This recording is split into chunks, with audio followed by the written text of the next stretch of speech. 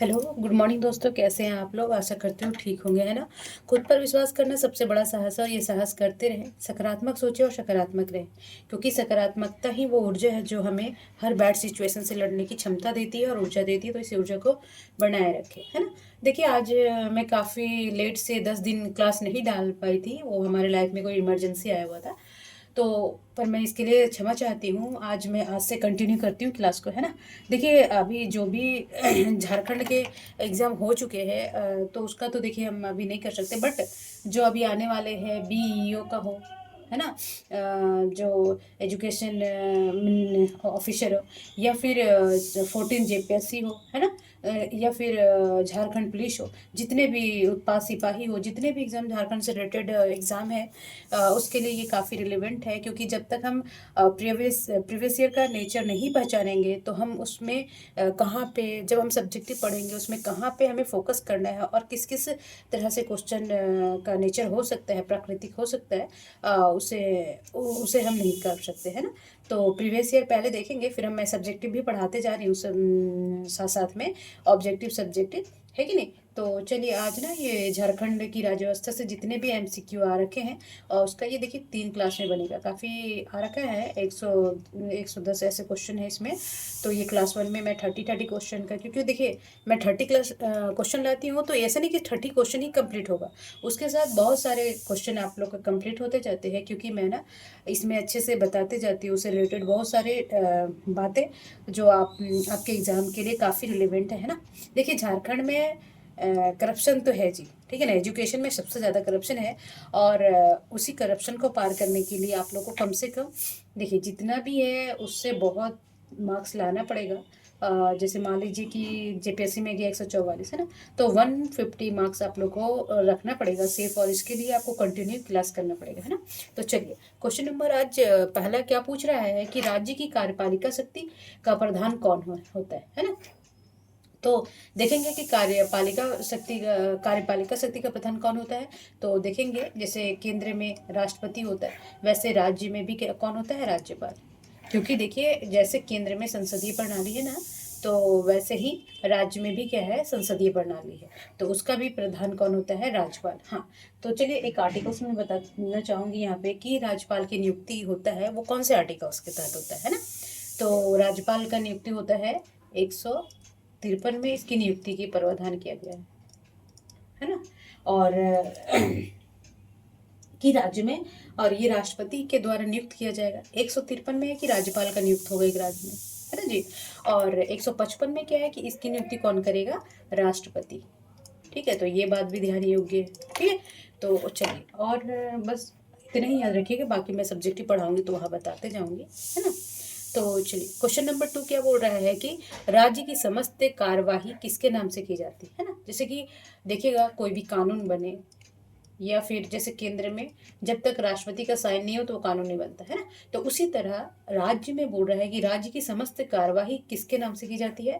तो ये की जाती है जी राज्यपाल के अकॉर्डिंग, है ना, राज्यपाल के नाम से। और राज्य कोई भी कार्य को पूर्ण माना जाएगा, या फिर उसको उस कार्य को और आगे बढ़ाया जाएगा, जब तक राज्यपाल का से हस्ताक्षर नहीं होगा। ठीक है, तो फिर से याद रखेंगे कि 153 राज्य की राज्यपाल की नियुक्ति का आर्टिकल्स है, और 155 वो राष्ट्रपति राज्यपाल को नियुक्त करेगा, है ना। और 157, देखिए 157 साथ साथ में ना आर्टिकल्स याद करते जाएंगे तो काफ़ी अच्छा हो जाएगा आपका। कि 157 में क्या है कि इसकी जो राज्यपाल नियुक्त तो होंगे किसी राज्य का, उसमें क्या क्या योग्यताएं होनी चाहिए, है ना। ठीक है, तो पहले कि ये किसी लाभ के पद पे ना, ठीक है जी, वो भारत का नागरिक हो। दूसरा, फिर तीसरा हो गया कि उसका न्यूनतम, देखिए बहुत सारे एग्जाम में ना न्यूनतम आयु पूछता है, ठीक है। तो उसका न्यूनतम आयु कितना होना चाहिए? कम से कम 35 साल का हो, है ना। ज़्यादा से ज़्यादा कितना भी हो सकता है, उसका मैक्सिमम एज नहीं अभी इसमें किया गया है मेंशन में संविधान में। तो मिनिमम एज तो आपका 57 है, सॉरी 35 है, और मैक्सिमम एज नहीं है ना। तो और एक चीज़ और रखना पड़ेगा कि संसद या किसी विधान मंडल का ना वो सदस्य नहीं होना चाहिए जी। ठीक है, तो तभी वो राज्यपाल या राज्यपाल के लिए वो नियुक्त होगा, है ना। चलिए, अब क्वेश्चन नंबर 3 क्या बोल रहा है कि राज्यपाल की नियुक्ति कौन करता है ना? तो राज्यपाल की नियुक्ति कौन करता है जी? अभी हम लोग देखे थे इधर, तो राज्यपाल की नियुक्ति करता है राष्ट्रपति। और कभी कभी पूछ देगा, मिलाने में दे देगा कि 155 में क्या है, तो राष्ट्रपति क्या करता है, किसी भी राज्य के लिए राज्यपाल की नियुक्ति आर्टिकल्स 155 के तहत करता है ना? ये बात रखना है। तो चलिए क्वेश्चन नंबर 4 बोल रहा है कि राज्यपाल को निम्न में से किस प्रकार की शक्तियां प्राप्त नहीं है ना? तो देखिए कौन कौन सी शक्तियां प्राप्त नहीं है। राज्यपाल को विधायी शक्तियां प्राप्त है, कार्यपालिका शक्तियां प्राप्त है, न्यायिक शक्तियां प्राप्त है, या सैन्य शक्ति। तो इसमें से कौन सा प्राप्त नहीं है? तो देखेंगे कि सैन्य शक्ति प्राप्त नहीं है, बाकी न्यायिक शक्ति, कार्यपालिका शक्ति और विधायी शक्ति उसको राज्यपाल को प्राप्त है ना? तो चलिए आगे बढ़ते हैं। क्वेश्चन नंबर 5 क्या बोल रहा है कि राज्यपाल के पद के लिए न्यूनतम आयु सीमा क्या है ना? देखिए न्यूनतम बोला गया है, देखिए मैक्सिमम नहीं, मिनिमम नहीं होगा, है ना? तो न्यूनतम कितना होगा? ये 35 साल। ठीक है, कोई भी व्यक्ति राज्यपाल तभी नियुक्त होगा जब उसका ना 35 साल कम से कम 35 साल का वो हो, है ना? अब इसकी नियुक्तियों में 157 के तहत क्या ये आर्टिकल 157 के तहत आता है, ये याद रखेंगे। चलिए क्वेश्चन नंबर 6 क्या बोल रहा है कि राज्यपाल को पद की गोपनीयता शपथ कौन ग्रहण करवाता है ना? तो देखेंगे राज्यपाल को कौन इसको शपथ दिलवाता है। जब आप कभी देखे होंगे तो राष्ट्रपति, उपराष्ट्रपति, विधानसभा का अध्यक्ष या राज्य के उच्च न्यायालय के मुख्य न्यायाधीश। तो आप देखेंगे क्वेश्चन नंबर 6 में आप देखेंगे कि इसकी नियुक्ति कौन करता है। तो ये करता है किसी राज्य के, जैसे कि जैसे कि उसमें देखते हैं ना राष्ट्रपति का जो तो जैसे केंद्र में क्या होता है, केंद्र में आपको राष्ट्रपति को नियुक्त शपथ कौन दिलाता है? तो सुप्रीम कोर्ट का जो मुख्य न्यायाधीश होते हैं वो करते हैं, और राज्य में करेगा राज्य का उच्च न्यायालय का मुख्य न्यायाधीश। ठीक है, ये याद रखेंगे। चलिए हाँ, क्वेश्चन नंबर 7 बोल रहा है कि राज्य के मुख्यमंत्री की नियुक्ति कौन करता है ना? तो राज्य की मुख्यमंत्री का नियुक्ति, जैसे कि वहाँ पे केंद्र में प्रधानमंत्री को नियुक्त कौन करता है जी? वैसे केंद्र में मुख्यमंत्री का नियुक्ति कौन करेगा? तो कौन करेगा जी? तो ये करेगा राज्यपाल, है ना? जैसे केंद्र में राष्ट्रपति करते हैं वैसे राज्य में कौन करेगा? तो राज्यपाल करेंगे। और राज्य ये देखिए राज्यपाल ना राज्य के महाधिवक्ता का भी नियुक्त करेगा, और मंत्री परिषद के जितने भी मंत्री उसको भी नियुक्त करेगा। तो ये राज्यपाल ही करते हैं। ठीक है, चलिए क्वेश्चन नंबर 8 बोल रहा है, हाँ क्वेश्चन नंबर बोल रहा है कि क्या राज्य के उच्च न्यायालय में न्यायाधीशों की नियुक्ति के मामले में राष्ट्रपति संबंधित राज्य के राज्यपाल से परामर्श करता है ना? जब किसी राज्य में क्या बोल रहा है कि राज्य के उच्च न्यायालय में न्यायाधीशों की नियुक्ति के मामले में राष्ट्रपति संबंधित राज्य के राज्यपाल से परामर्श करता है, हाँ या नहीं? तो करता है जी। ठीक है, तो ये आंसर क्या हो जाएगा? हाँ, है ना? क्योंकि देखिए उसका राज्यपाल का सलाह से वो न्यायाधीश को क्या करेगा, कहीं पे मान लीजिए उड़ीसा का है कोई राज्यपाल, तो वहाँ का राज्यपाल से परामर्श करके उसका हस्तांतरण का, है ना, उसका ट्रांसफर का, और फिर उसके पदोन्नति का, ये सब राय लेता है राज्यपाल से। ठीक है, चलिए क्वेश्चन नंबर 9 बोल रहा है कि राज्य के विश्वविद्यालयों की कुलाधिपति कौन होता है ना? तो राज्य के विश्वविद्यालय कोई भी, जैसे कि अब हजारीबाग हो गया, है ना? हजारीबाग में एक है विनोबा भावे, है ना? सब जानते होंगे विनोबा भावे। भावे विश्वविद्यालय का 1992 में इसकी स्थापना हुई है, ये भी याद रख लेंगे। और तो इसका कुलाधिपति कौन होगा? तो ये कौन होगा? राज्यपाल होगा। ठीक है, तो ये ध्यान रखेंगे।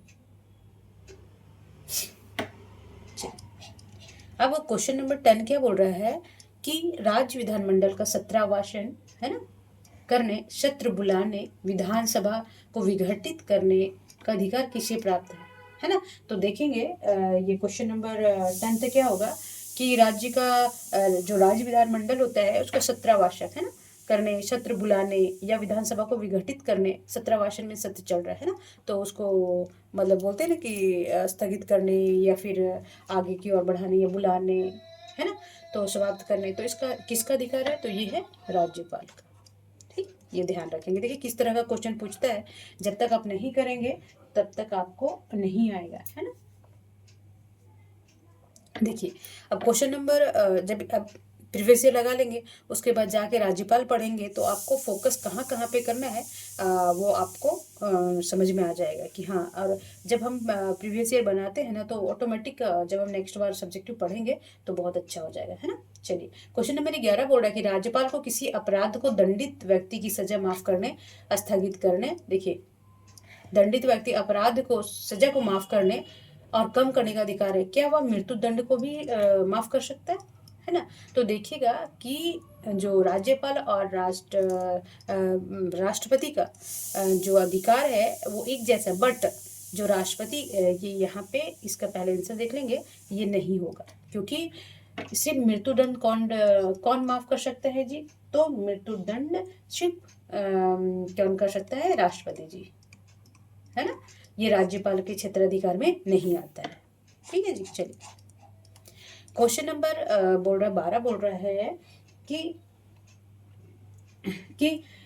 राज्य को किस अनुच्छेद के तहत राज्य में राष्ट्रपति शासन सिफारिश करने का अधिकार है ना।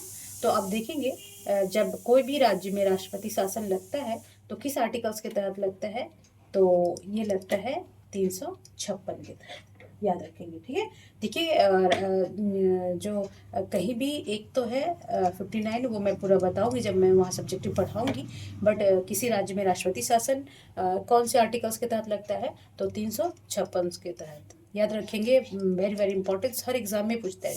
ठीक है, अब क्वेश्चन नंबर 13 क्या बोल रहा है कि राज्यपाल को प्रति माह कितना वेतन मिलता है ना। तो राज्यपाल को कितना वेतन मिलता है, तो ये मिलता है 3.5 लाख रुपया। ठीक, चलिए। और क्वेश्चन नंबर 14 बोल रहा है कि राज्य में शासन का वास्तविक अध्यक्ष कौन होता है ना। देखिए राज्य का संवैधानिक अध्यक्ष तो कौन होता है जी, तो वो तो होते हैं राज्यपाल, पर वास्तविक में कार्य कौन करता है ना। एक रबर स्टैंप वर्ड सुने होंगे, वो राज्यपाल और राष्ट्रपति के लिए यूज होता है, बट यहाँ पे अभी हम वो नहीं करेंगे। तो बोलते हैं कि राज्य में राज्य का शासन का वास्तविक शासन कौन करता है, तो ये करता है जी मुख्यमंत्री। ठीक है जी। चलिए अब क्वेश्चन नंबर 15 बोल रहा है कि राज्य मंत्री परिषद का निर्माता और प्राणदाता होता है कौन, है ना। राज्य का जो वो होता है, क्या बोलते हैं, राज्य मंत्री परिषद, जो राज्य मंत्री परिषद होता है उसका निर्माता और प्राणदाता किसे माना जाता है, तो वो माना जाता है मुख्यमंत्री को। ठीक है, ये ध्यान रखेंगे।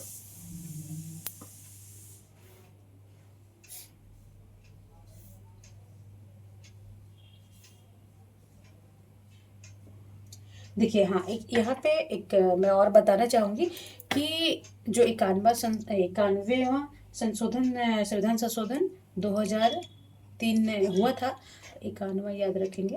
तो उसके तहत क्या हुआ था कि जो मंत्री परिषद है ना, तो परिषद का न्यूनतम जो कुल सदस्य संख्या है वो मुख्यमंत्री सहित, देखिए मुख्यमंत्री को भी, क्योंकि वो मंत्री परिषद का ही सदस्य होता है, बाद में वो मुख्यमंत्री के उसमें पोस्ट में वो शपथ लेता है।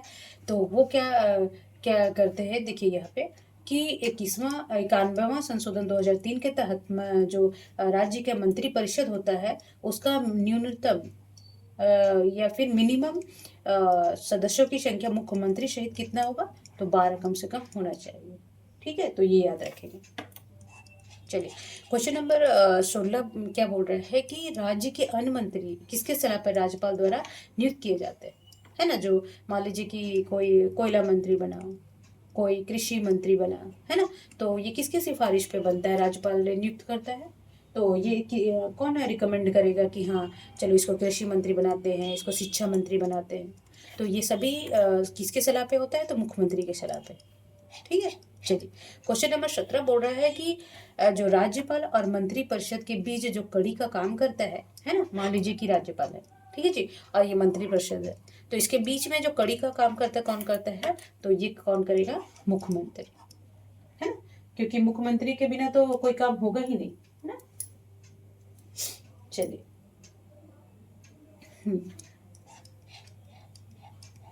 Question number 18। अब क्वेश्चन नंबर 18 हम देखते हैं कि जो कोई व्यक्ति, देखिए, कोई व्यक्ति यदि मंत्री बन जाता है तो उसे कम से कम कितने दिनों के अंदर विधानसभा का सदस्य बनना अनिवार्य हो जाता है ना। मान लीजिए कोई मंत्री बन गया तो उसको विधानसभा का सदस्य कितने महीना के अंदर बन जाना है, नहीं तो वो निरस्त माना जाएगा। तो ये है 6 मंथ, महीना या फिर 6 मंथ, है ना। तो 6 महीना के अंदर वो क्या करेगा? वो विधानसभा का सदस्य ग्रहण करना पड़ेगा, है ना। अब विधानसभा के देख लेंगे कि विधानसभा के सदस्य बनने के लिए क्या योग्यता होनी चाहिए। पहले कि वो भारत का नागरिक हो, ये सभी में है, क्योंकि वो भारत का नागरिक नहीं होगा तो वहां पे तो वो बन भी नहीं सकता। और न्यूनतम आयु क्या होगा? न्यूनतम आयु 25 साल। और राज्यपाल का कितना था? क्योंकि मुख्यमंत्री बनने के लिए कम से कम 25 वर्ष होना ही चाहिए, क्योंकि मंत्रिपरिषद का सदस्य होता है और वो मुख्यमंत्री बनता है। तो मिनिमम आयु कितना होना चाहिए? ये होना चाहिए 25 वर्ष। कोई पागल या दिवालिया ना हो। कोई पागल है तो कैसे संभालेगा मुखिया का रूप में, है ना। और कोई लाभ का पद पे ना हो, है ना। लाभ का पद हम समझाएंगे जब अच्छे से वहां पे। चलिए, क्वेश्चन नंबर 19 बोल रहा है कि राज्य मंत्री परिषद सामूहिक रूप से किसके प्रति उत्तरदायी होता है ना। जो राज्य मंत्री परिषद होता है वो सामूहिक रूप से किसके प्रति उत्तरदायित्व होता है? जो सब पूरे मंत्री परिषद किसके प्रति उत्तरदायित्व होंगे? तो ये होंगे विधानसभा के, ठीक है। तो विधानसभा के प्रति वो उत्तरदायी होते हैं, ठीक है जी। चलिए, क्वेश्चन नंबर 20 बोल रहा है कि राज्य मंत्री परिषद बैठकों की अध्यक्षता कौन करता है? जो राज्य मंत्री परिषद होता है उसकी बैठक की अध्यक्षता कौन करता है? तो देखिए, बहुत बार बार पूछता है और ये इजी क्वेश्चन। देखिए, लगेगा कि अरे चलो मुख्यमंत्री तो पढ़ लिए हैं, अब तो हम ऐसे ही एकदम ना, क्या बोलते हैं उसको, एकदम 1 मिनट में सॉल्व कर देंगे, है ना। तो क्वेश्चन हमें यही फंसाता है कि राज्य मंत्री परिषद की बैठकों की अध्यक्षता कौन करता है जी? तो ये करता है मुख्यमंत्री, ठीक, ध्यान रखेंगे। हाँ, क्वेश्चन नंबर 21 बोल रहा है कि राज्य की मंत्रिपरिषद के सदस्यों के वेतन और भत्ते कौन निर्धारित करता है ना। जितने भी मंत्रिपरिषद के वेतन और सदस्य होते हैं उसके वेतन और भत्ते कौन निर्धारित करता है? तो राज्य विधानमंडल के द्वारा निर्धारण किया जाता है, ये ध्यान रखेंगे, ठीक है। चलिए, क्वेश्चन नंबर 22 क्या बोल रहा है? देखिए, अभी क्लास तो काफ़ी दिन हो गया, बट मैं कोशिश करूँगी कि मैं कंटिन्यू रखूँ और कोई भी क्लास में कोई भी दिन स्किप ना करूँ, क्योंकि देखिए एग्ज़ाम आता ही रहता है और आप लोग को भी पढ़ना होता है। तो आप बुक भी पढ़ें और साथ साथ मेरा क्लास ज़रूर करें, क्योंकि देखिए आप एक बार देखेंगे और फिर आप खुद को जांचेंगे, है ना। तो चलिए, क्वेश्चन नंबर 22 बोल रहा है कि राज्य के मंत्रिपरिषद के सदस्यों को शपथ कौन दिलाता है? जो राज्य के मंत्रिपरिषद होते हैं उस सदस्यों को शपथ कौन दिलवाता है जी? तो ये दिलवाएंगे कौन? राज्यपाल, ठीक, ध्यान रखेंगे, ठीक है। क्वेश्चन नंबर 23 बोल रहा है कि मुख्यमंत्री मंत्री परिषद के किसी भी सदस्य को उसके पद से मुक्त कर सकता है। इसके लिए उसे क्या क्या देना पड़ेगा? जो मुख्यमंत्री मंत्री परिषद किसी भी सदस्य को उसके पद से मुख्यमंत्री मंत्री परिषद, जो मुख्यमंत्री हैं, मंत्री परिषद के किसी सदस्य को ना वो हटा सकता है कि क्या बोलता है, मुक्त कर सकता है उसके पद से, कि नहीं चलो अब ना तुम्हें नहीं रखना है ना। तो वो किस किस रीजन से उसको हटा सकता है? तो आप देखेंगे कि वो त्यागपत्र देने के लिए कह सकता है ना, कि चलो तुम ठीक से काम नहीं किया तो भाई तुम त्यागपत्र दे दो, तुम मंत्रिपरिषद के खिलाफ, है ना, या फिर विधानमंडल के लिए। तो और दूसरा क्या है, राज्यपाल के माध्यम से निष्कासित भी कर सकता है, देखिए, है ना, करा सकता है वो, कि राज्यपाल को बोल देगा, रिकमेंड कर देगा, सलाह दे देगा कि नहीं अब इनको ना इसके पद से हटाना है। चलिए, कोई शिक्षा मंत्री है तो हम शिक्षा मंत्री इसको नहीं रखेंगे, किसी और को रिकमेंड करेंगे, सलाह देंगे राज्यपाल को कि उसको शिक्षा मंत्री बना दिया। अब देखते होंगे उलटफेर होते रहता है, तो ये मुख्यमंत्री की सलाह से ही होता है ना। फिर है मंत्रिमंडल का पुनर्गठन कर उसे मंत्रिपरिषद से अलग कर सकते हैं। मान लीजिए कि 12 मंत्रियों का कैबिनेट बैठा राज्य का, है ना, मंत्रिपरिषद बना। अब क्या करेगा मुख्यमंत्री? कि लगा कि अरे यार 2-3 मंत्री ना खराब है, तो चलो फिर से इसको भंग कर देते हैं मंत्रिमंडल को, और फिर से हम नया तरीका से कोई शिक्षा मंत्री को चेंज करते हैं, कोयला मंत्री को चेंज करते हैं, उड्डयन मंत्री को चेंज करते हैं ना, तो फिर से ये गठन करता है। तो वही बोल रहा है कि राज्यपाल के माध्यम से निष्कासित करा सकता है, फिर मंत्रिमंडल का पुनर्गठन कर उसे मंत्रिपरिषद अलग कर सकता है, फिर त्यागपत्र देने को कह सकता है ना। तो ये सब सारे बातें, यानी कि वो सभी तरह से किसी भी मंत्री, मुख्यमंत्री मंत्रिपरिषद के सदस्यों को निष्कासित अपने पद से मुक्त कर सकता है। ठीक है जी। चलिए क्वेश्चन नंबर 24 बोल रहा है कि मुख्यमंत्री उसके पद से उसकी अवधि से पूर्व हटाया जा सकता है यदि मुख्यमंत्री को उसके पद, जैसे मान लीजिए मुख्यमंत्री नियुक्त होता है कितने, 5 साल के लिए, है ना जी। तो 5 साल के लिए नियुक्त होता है, तो बोलते हैं कि उसके पूर्व भी हटाया जा सकता है, किस किस रीजन से, है ना। तो देखेंगे कि जो विधानसभा के उसके विरुद्ध अविश्वास प्रस्ताव पास कर दे, है ना। तो ये तो सही है जी। ठीक है, तो क्या बोलते हैं कि जो विधानसभा उसके विरुद्ध अविश्वास प्रस्ताव कर दे कि मुख्यमंत्री, तो विश्वास जब भी विश्वास प्राप्त हो ही नहीं होगा विधानसभा का, तो मुख्यमंत्री कैसे रहेगा।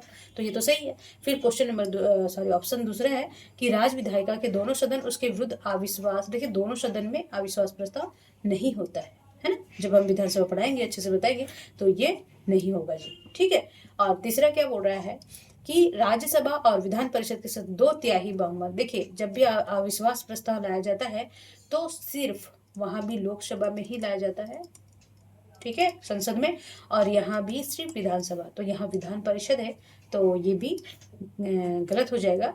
अब ऑप्शन नंबर 4 क्या है कि राज्यपाल के विचार में राज्य का संवैधानिक ढांचा टूट गया है। देखिए राज्यपाल को लगेगा कि जो राज्य का विचार, जो राज्यपाल के विचार और राज्य का संवैधानिक ढांचा है वो चरमरा गया है, सही तरीके से नहीं चल रहा है, तो वो क्या कर सकता है। तो इसमें क्या ऑप्शन हो जाएगा, 1 और 4, है ना। तो इसमें देखेंगे कि 1 और 4 किस में है, तो निम्न में से कौन से उत्तर सही है ना। तो इसमें देखिए ये डी में, तो 1 और 4 सॉरी माफ करेंगे। चलिए क्वेश्चन नंबर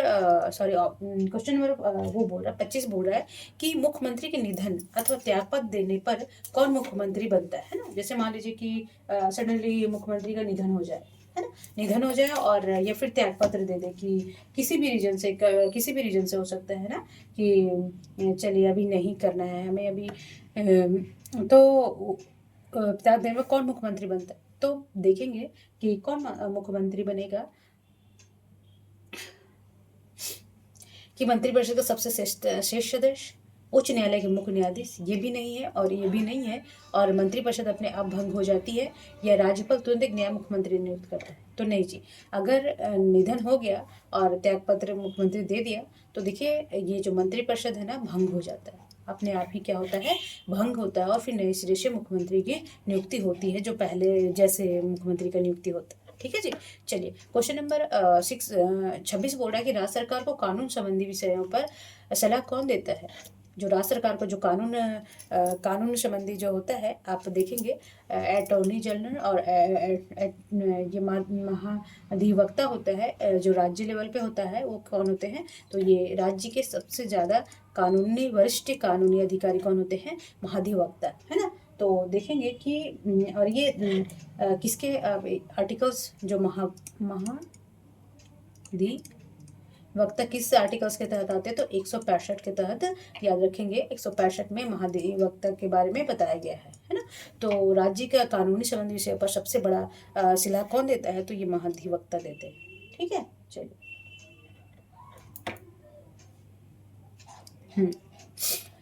अब क्वेश्चन नंबर 27 देखेंगे कि महाधिवक्ता सदन में मतदान कर सकता है, या कथन सही या गलत, है ना। तो देखेंगे यहाँ पे कि महाधिवक्ता सदन में मतदान नहीं दे सकता है, बट कभी टाई हो जाए, मान लीजिए इधर से भी वोट 10 पड़े, इधर से 10 वोट पड़े, तो इसकी अपवाद होता है। तो अपवाद यहाँ तो नहीं पूछ रहा है, तो बोलता है कि जो महाधिवक्ता है सदन में, यहाँ सीधा सीधा पूछा गया है कि मतदान कर सकता है, तो यहाँ पे आंसर हो जाएगा कि महाधिवक्ता वो उसमें नहीं कर सकता है। ठीक है, तो ये गलत है। ठीक है, गलत, ये सही पूछ रहा है तो ये गलत होगा। ठीक है जी। तो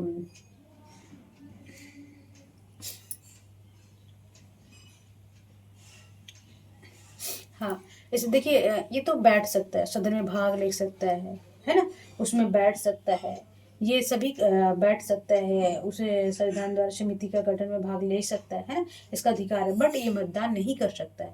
और ये मतदान नहीं करेगा तो कौन से आर्टिकल्स के तहत आता है, तो 177 के अनुसार कि जो जो विधानसभा में मतदान में नहीं देगा महाधिवक्ता को, कौन से आर्टिकल्स में मेंशन किया गया है, तो 177 में, याद रखेंगे। चलिए क्वेश्चन नंबर 28 बोल रहा कि महाधिवक्ता किसके पश्चात पर्यंत पद धारण करता है ना, कि उसके रहमो कदम पे है कि महाधिवक्ता, तो ये करते हैं, राज्य में एक महाधिवक्ता होता है, तो ये राज्यपाल का, ठीक है, तो ये ध्यान रखेंगे।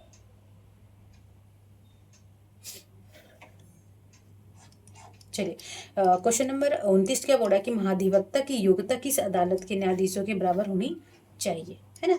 देखिए जब एक एंटॉर्नी जनरल होते हैं जो सेंट्रल लेवल पे होते हैं, और उनका तो सुप्रीम कोर्ट जैसा होता है, उच्चतम न्यायालय यहाँ होना चाहिए ना, ये उच्च न्यायालय, तो बोल रहा है कि किस न्यायाधीश के बराबर उनका योग्यता होना चाहिए, है ना, कानून अधिकारी होना चाहिए, फिर या फिर राष्ट्रपति के नज़रों में वो कानून के जानकार होना चाहिए, ऐसा होता है। ठीक है, जब हम इनके योग्यताएं पढ़ाएंगे, महाधिवक्ता पढ़ाएंगे हम आपको जीके में, तो तभी हम बताते जाएंगे सारे अच्छे से, आप घबराए नहीं। तो यहाँ पे बोल रहा है कि महाधिवक्ता की योग्यता किस अदालत के न्यायाधीश के बराबर होनी चाहिए, तो ये होता है उच्च न्यायालय, है ना, उच्च न्यायालय यानी कि हाई कोर्ट। हाई कोर्ट के जितने जो भी न्यायाधीश के होते कि 10 साल तक न्यायालय में रह चुका हो, 5 साल तक जज रहा हो, है ना, तो उस तरह ये सब किसी भी सेशन कोर्ट वगैरह जिला कोर्ट में, तो उसी तरह इसकी भी योग्यताएं रहती है।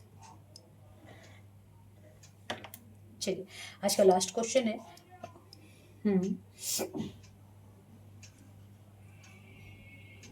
कि राज्य विधानमंडल का गठन संविधान के किस अनुच्छेद के तहत किया जाता है ना। तो देखिए राज्य विधानमंडल ये वेरी वेरी इंपॉर्टेंट है ना, कि कोई भी राज्य में राज्य का विधानमंडल का गठन होगा वो किस आर्टिकल्स के तहत होगा, तो 170 के तहत।